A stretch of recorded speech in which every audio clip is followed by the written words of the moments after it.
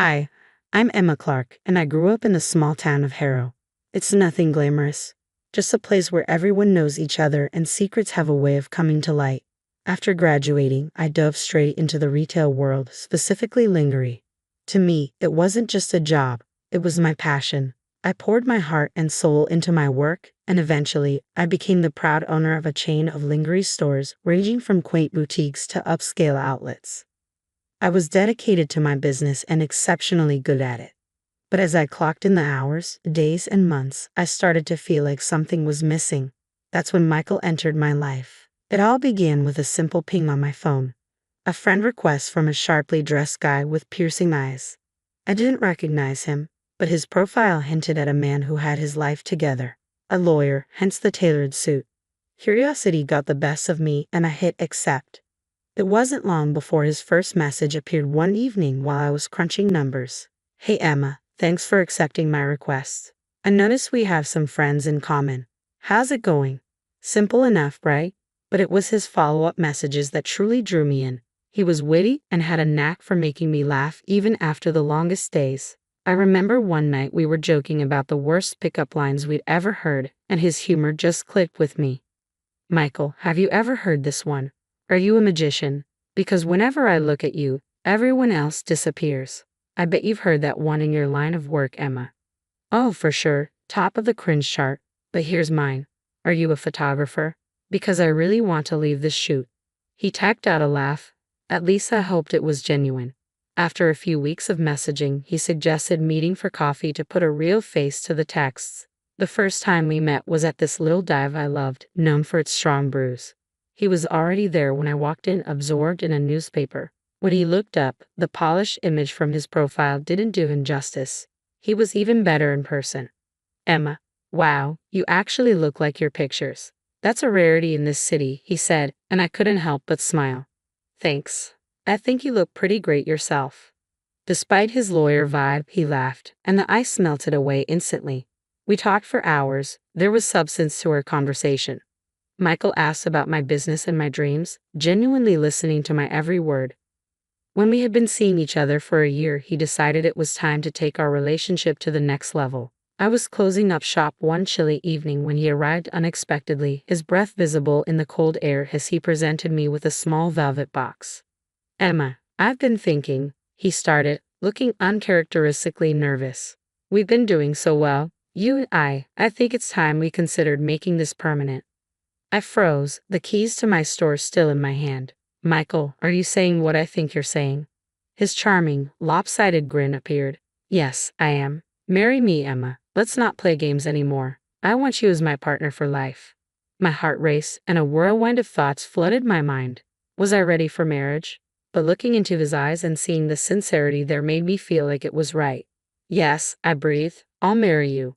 Then, his expression shifted to something more serious. But there's something else we need to discuss. Some legal matters.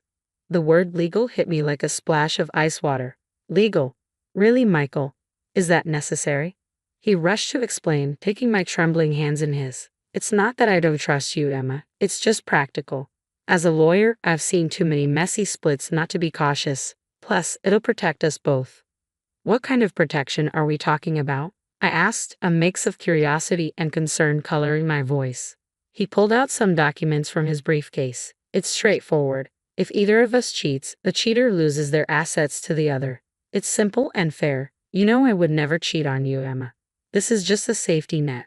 I took a deep breath, trying to wrap my head around it all. The romantic proposal suddenly tangled with talk of cheating and assets wasn't what I had envisioned for my engagement. But maybe life with Michael wouldn't be ordinary, and perhaps this was just part of that. I glanced at the papers and then back at him, sensing his earnestness. All right, I'll think about it, but let me be clear, Michael. I have no intention of giving you a reason to use this against me. His relief was palpable. We celebrated that night, and despite the strange mix of emotions, the evening was perfect. The restaurant was cozy, the food delicious, and Michael was attentive, making me laugh and helping me forget about the legalities for a few hours. As we strolled back to the car beneath the stars, he stopped and pulled me close. You know I love you, right? No piece of paper is going to change that. I nodded, resting my head against his chest. I know, Michael. I love you too, I replied softly, but let's make sure this prenuptial agreement doesn't come between us, okay? He pressed a gentle kiss to the top of my head. It won't, I promise. A few days later, I signed the prenuptial agreement after reviewing it with my own lawyer just to be sure. It felt strange to sign a document discussing the potential end of a marriage when ours hadn't even begun, but life is a gamble, and I was all in. I just hoped my bet on Michael would pay off. We were the couple everyone envied, always laughing and whispering to each other at parties. But after a few months, I sensed something shifting. At first, it was subtle, just a chill that settled over us, but soon enough, real trouble emerged. One afternoon, while shopping for new scents at a perfume store, I struck up a casual conversation with a sales associate about fragrances. When we left the store, Michael was fuming. "Who was that?" he barked as soon as we were clear of the crowded mall. I was taken aback. "The sales guy. I was just asking about the perfumes." "Why did it seem like you were really into him?" Michael shot back, his eyes narrowing. I stared at him in disbelief. "Michael, I was talking about perfumes. What's gotten into you?" He scoffed, shaking his head and turning to walk away. "Nothing. Forget it. Let's just go home." But it didn't end there. It only escalated. From that moment on, whenever I spoke to another man, Michael would sulk or make snide remarks. He became distant, retreating behind his laptop or phone and leaving me to eat dinner alone most nights. One evening, I couldn't take it anymore. I found him in his study, staring blankly at a spreadsheet. "Michael, we need to talk," I said, standing in the doorway. He didn't look up. "It's about us, about how you've been acting lately." I walked over to shut his laptop. "You've been distant, and every time I interact with another guy, you act like I've committed some crime." He rubbed his temples and sighed heavily. "Emma, you don't understand the pressure I'm under at work. When I see you laughing and chatting with other men, it just gets to me. Sometimes it feels like you don't respect our relationship enough to keep your distance." We stared at each other, the air thick with unspoken words and the remnants of our raised voices. Then the rumors started creeping in. Friends began whispering that Michael had been telling people I was a flirt, chatting up other men whenever he turned his back. I couldn't believe it. "You've been talking about me behind my back?" I demanded, "telling people I flirt with other guys?" "Look, Emma, it's not like that. I might have said a few things, but it's only because I see how they look at you," he replied, defensive. I cut him off, my anger boiling over. "I don't believe this. You have no right to spread lies about me. You're supposed to be my partner, not my biggest critic." After that blow-up, things between us cooled down. One morning, I found a note from Michael on the kitchen counter. His handwriting, usually neat and precise, looked rushed this time. I picked up the note, my heart racing a bit faster than usual. "Emma, let's try to start over. Meet me at the Grand View Hotel, room 204, at 8:00 p.m. tonight. Let's put the past behind us and move forward." I stared at the note for a full minute, taken aback. This was unexpected. Maybe it was his way of reaching out, trying to mend what had been broken. Hope fluttered in my chest like a fragile bird, and I decided to go. The day dragged on, and work felt like a blur. I couldn't focus on customer orders or inventory. My mind kept drifting back to the note and what the evening might hold. Could we really start fresh? By the time I closed up the shop and headed to the hotel, I was a bundle of nerves. Arriving at the Grand View, my palms were sweaty. I checked my reflection in the car mirror, fixing my hair and dabbing on a bit of lipstick. Not too much. I didn't want to seem like I was trying too hard. Room 204 was on the second floor. The hallway was quiet, just the soft hum of the air conditioning. I knocked on the door. No answer. I knocked again, then hesitantly turned the doorknob. It was unlocked. The room was dimly lit by a bedside lamp, casting long shadows across the bed. An open bottle of wine sat on the table, 2 glasses beside it, and a small plate of sliced fruit. But there was no sign of Michael. "Michael," I called out as I stepped inside, letting the door click shut behind me. Silence enveloped me, broken only by the soft whir of the air conditioner. I considered leaving, but something made me stay. I poured myself a glass of wine, the deep red liquid swirling in the glass. "Just one glass," I muttered to myself, hoping to calm my nerves. I took a sip. The wine was rich and slightly too sweet. I sat down on the edge of the bed, my mind racing. The wine began to make my head feel a little fuzzy, or was that just my nerves? I lay back to rest my eyes for a moment, the room spinning gently before everything faded to black. When I finally woke up, it was dark outside. I tried to sit up, but a pounding headache made it difficult, and my thoughts were foggy. My phone lay on the nightstand, and I grabbed it. The light from the screen was blinding in the dim room. I checked the time. It was past midnight. Panic clawed at my chest as I struggled to remember what had happened and how I ended up lying there. But it felt like grasping at smoke. I jolted awake, suddenly aware that I was lying there without any clothes. Panic surged through me as I fumbled to dial Michael's number, my fingers trembling. When he picked up, his voice was cold and distant. "Emma, what's up?" "Michael, where are you?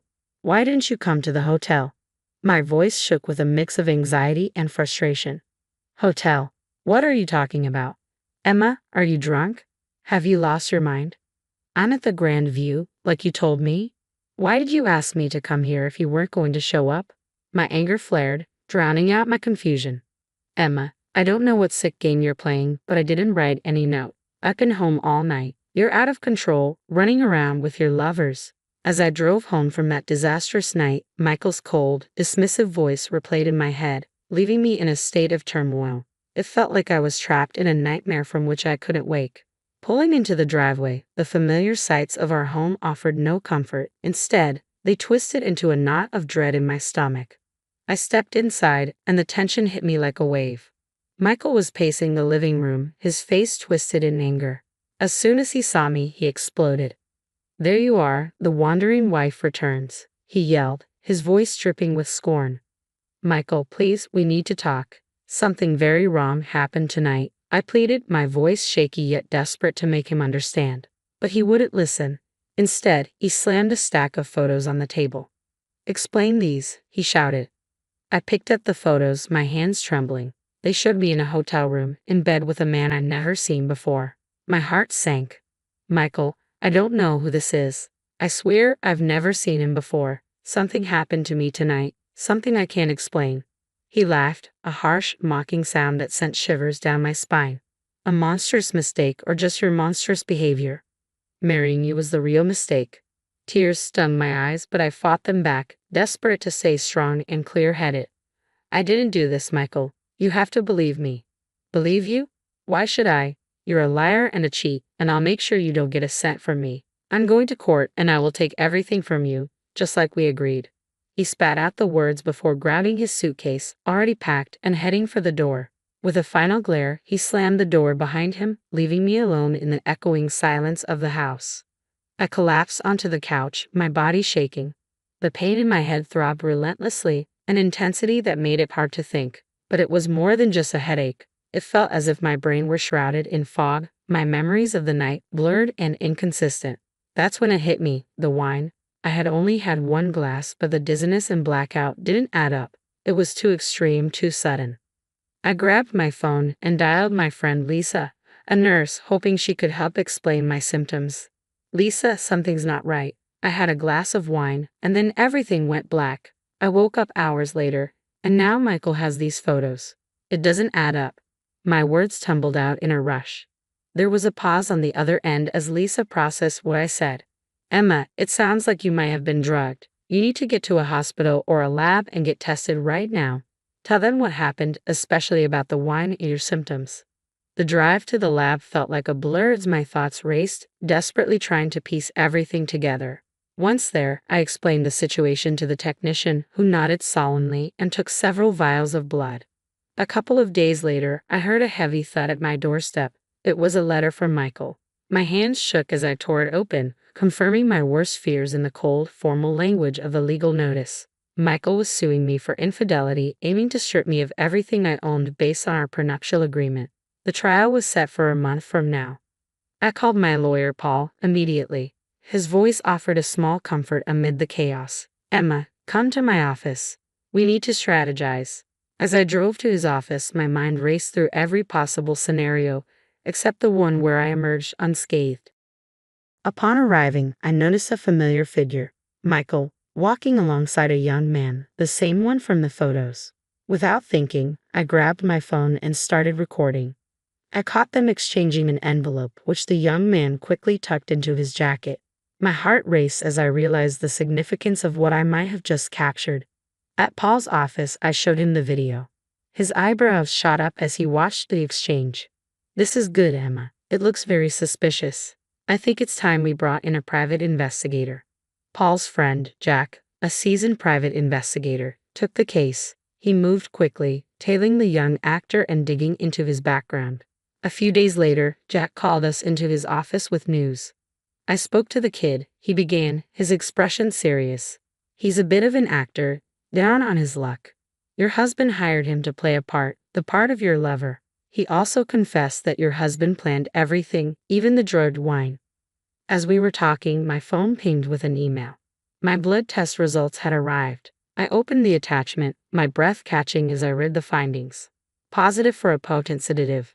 Just as Jack had said. I passed my phone to Paul, who read the results and looked up, his eyes hardening with resolve. "This is it, Emma. This is what we need. With this evidence, we can not only defend you but also turn the tables on Michael." Paul advised me to keep everything under wraps until the court date. "Let's not tip him off. We'll hit him with this in court and give him the surprise of his life."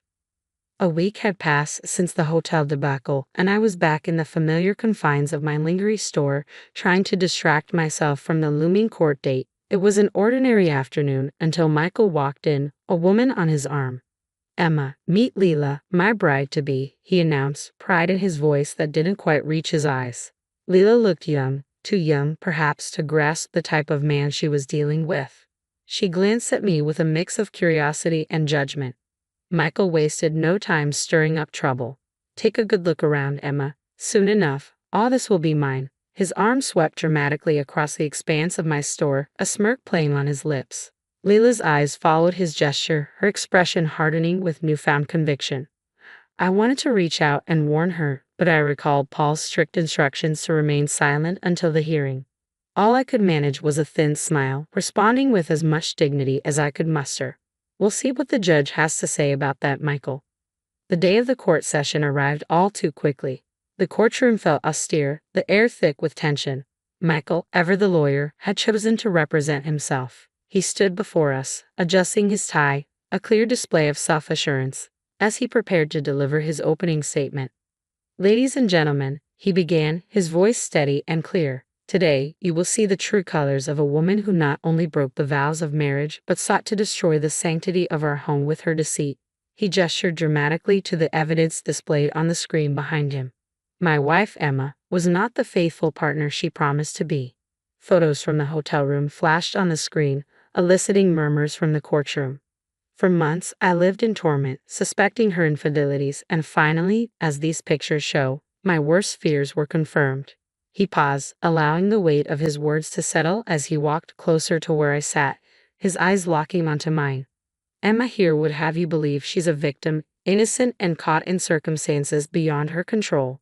His tone was scathing, his words rehearsed yet effective. "But I tell you, she is not a victim. She is a perpetrator, a destroyer of our union." As he spoke, I noted the calculated pauses and measured glances at the judge, the way he constructed each sentence with the precision of a seasoned attorney. "The evidence is clear, undeniable. Emma's actions have caused irreparable damage, not just to her marriage but to the very fabric of trust that binds any relationship." His speech crescendoed in a dramatic plea for justice. Paul, my lawyer, rose to address the court with calm authority, his briefcase filled with the evidence that would clear my name. "Your Honor," he began, his voice steady and commanding, "today we not only defend Emma Clark's honor but also reveal a pattern of deceit orchestrated by her husband, Michael Clark." He gestured to the back of the courtroom, and the actor Michael had hired entered, causing a stir among the spectators. Paul asked him to share his involvement, and the young man looked nervously around before speaking. "I was hired to act a part. I thought it was just a prank," he admitted, his voice shaky. "I didn't realize the seriousness of what was being orchestrated." Paul nodded gravely, then presented the blood test results to the court. These results show that Emma was incapacitated against her will, drugged by substances she had no knowledge of consuming. The courtroom murmured as the implications sank in. Furthermore, Paul continued, his tone hardening, "this is not the first time Mr. Clark has employed such tactics." He laid out evidence of Michael's previous marriages, detailing how similar patterns had led to his unjust enrichment at the expense of his former wives. As Paul concluded his arguments, the weight of the evidence was palpable. We ask not only for the dismissal of the fraudulent claims made against Emma, but also for just compensation for the ordeal she has endured. The judge nodded, absorbing everything before delivering her verdict.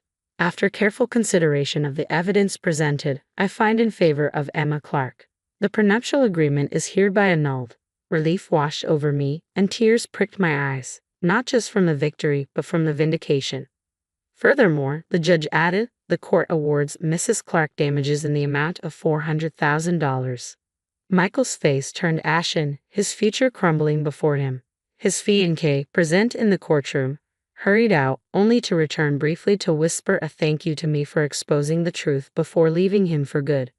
News of the trial spread like wildfire, the sensational details making headlines. Michael's professional reputation was irrevocably damaged. He was stripped of his license to practice law. The revelation prompted his ex-wives to file lawsuits against him, uncovering a trail of deceit that left him financially and socially bankrupt. As I closed up shop one evening, the glow of the sunset casting long shadows on the floor, I reflected on the journey. The battle had been hard fought, marked by moments of despair and indignity, but ultimately it stood as a testament to resilience and justice.